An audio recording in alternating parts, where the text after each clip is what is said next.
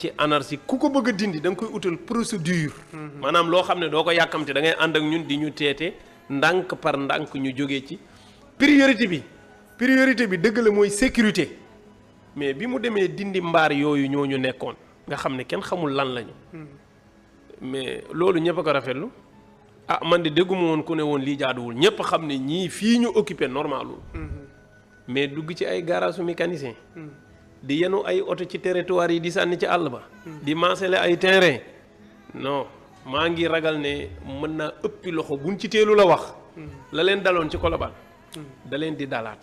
gis nga Assane suñu loi yii nii ñëw rek ne damay appliquer loi à la lettre ku ko ci bàyyiwul a def di nga yàgg jël décision delluwaat ginnaaw.